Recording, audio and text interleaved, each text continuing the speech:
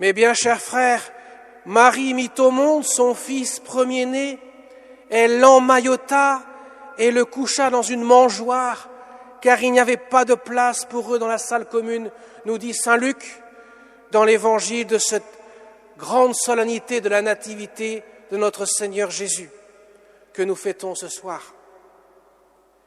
Mes chers amis, l'enfant Dieu est né dans une mangeoire. Déjà, la mangeoire, la crèche, nous annonce le mystère du salut. Déjà, elle nous donne un avant-goût de la croix, parce que Jésus va livrer son corps en nourriture et son sang en breuvage sur le bois de la croix. Que mettons dans une mangeoire si ce n'est à manger? Dieu vient dans une mangeoire, car Jésus n'est autre que le Fils éternel du Père, celui qui n'a ni commencement ni fin, celui qui partage l'éternité, celui qui ne peut pas ne pas être, puisqu'il est Dieu. Dieu comme son Père et comme l'Esprit Saint. Trois personnes en un seul et même Dieu. La deuxième personne de la Sainte Trinité, le Fils éternel du Père, s'est fait homme. Et voilà que l'ange du Seigneur annonce la bonne nouvelle aux bergers qui viennent se prosterner, adorer l'enfant. Adorer l'enfant. Effectivement, ils l'adorent parce qu'il est Dieu. Au passage, on n'adore pas le chocolat, on n'adore pas la tarte à la fraise, ou je ne sais quoi encore. L'adoration est réservée à Dieu seul, parce que adorer vient du latin ad, orare, qui veut dire prier devant. Je ne prie pas devant le chocolat, ni devant la tarte à la fraise. Donc je n'adore pas le chocolat et je n'adore pas la tarte à la fraise. Mais par contre, je prie devant le Fils de Dieu. Devant Dieu le Fils, je l'adore de tout mon cœur.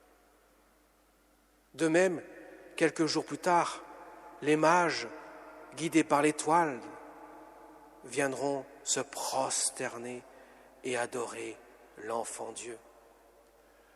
À la fin de la messe, nous chanterons « Il est né le divin enfant, il est né l'enfant Dieu. Cet enfant est Dieu. Il est Dieu et homme à la fois. Il est celui qui fait le pont entre Dieu et l'humanité. Il est celui qui rejoint la divinité et l'humanité. Il est celui qui vient sauver l'humanité de la mouise dans laquelle elle s'est fourvoyée. Puisqu'effectivement, mes chers amis, nous avons une triste réalité sur la terre. C'est que nous connaîtrons un jour la mort. Et nous avons une autre triste réalité, c'est que nous ne sommes pas parfaitement heureux. Le bonheur n'est pas possible sur la terre. Du moins, il n'est pas pleinement possible. Il y a un bonheur, mais il est toujours entaché d'épreuves, de souffrances de toutes sortes. Et pourtant, au fond de notre cœur, croyons ou pas, pratiquons ou pas, nous avons un désir de vie infinie et un désir de bonheur éternel. Un désir de plénitude de bonheur. Nous avons été créés pour cela. Dieu nous a créés à son image, à sa ressemblance. C'est précisément dans le but de partager sa vie. Et voilà que Dieu vient à la rescousse, vient sauver l'homme dans la mouise dans laquelle il s'est jeté.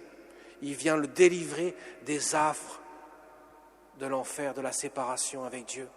Puisqu'en refusant l'amour de Dieu, l'homme s'est privé de sa source, de la source de la vie. Alors mes chers amis, la grande révolution, la grande nouveauté avec la foi chrétienne, ce ne sont pas les hommes qui viennent chercher Dieu, qui viennent dire à Dieu « Viens me sauver ». Non, c'est Dieu qui vient chercher l'homme. Comme le dira le grand saint Irénée, Dieu s'est fait homme pour que l'homme puisse devenir Dieu avec la grâce qu'il donne à l'homme.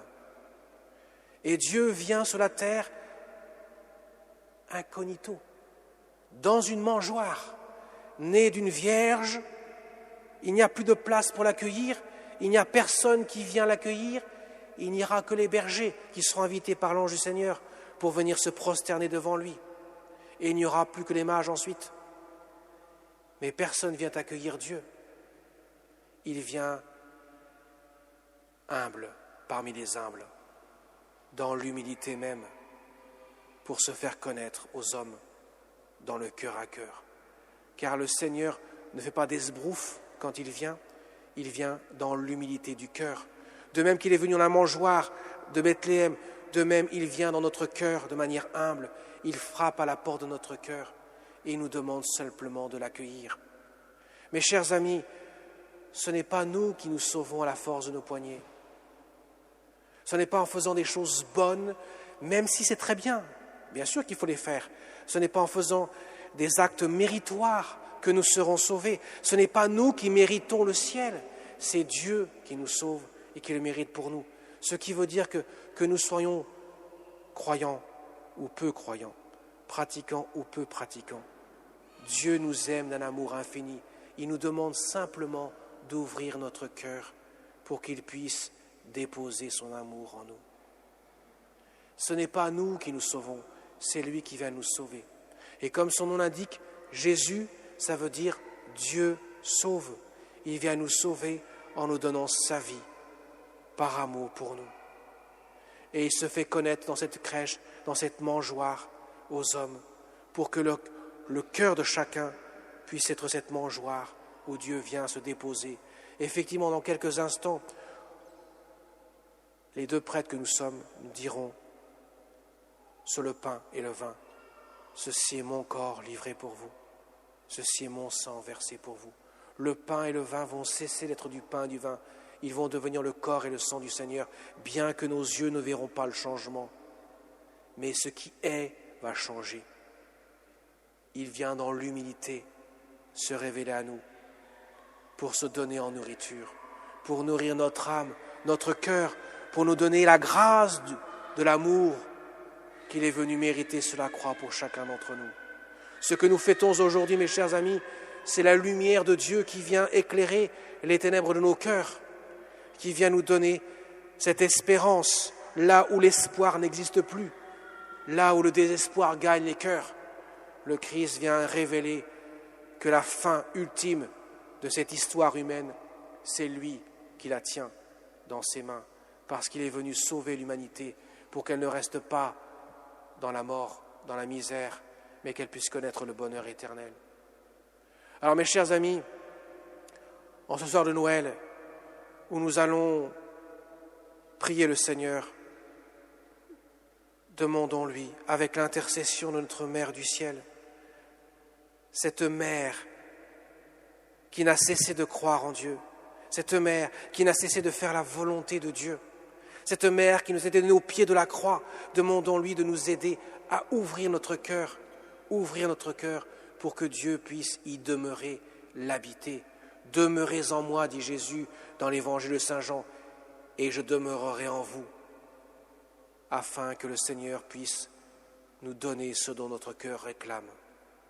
Mes chers amis, en ces temps de grisaille, en ces temps de tristesse, en ces temps de malheur que nous traversons, qui nous affectent tous, ouvrons nos cœurs à l'espérance du salut. Demandons au Seigneur que notre vie soit portée par son amour miséricordieux. Lui qui se fait connaître seulement dans l'humilité du cœur. Demandons l'intercession de notre Mère pour que nous puissions le découvrir humblement, comme tous les saints qui nous ont précédés l'ont découvert et l'ont accueilli. Amen.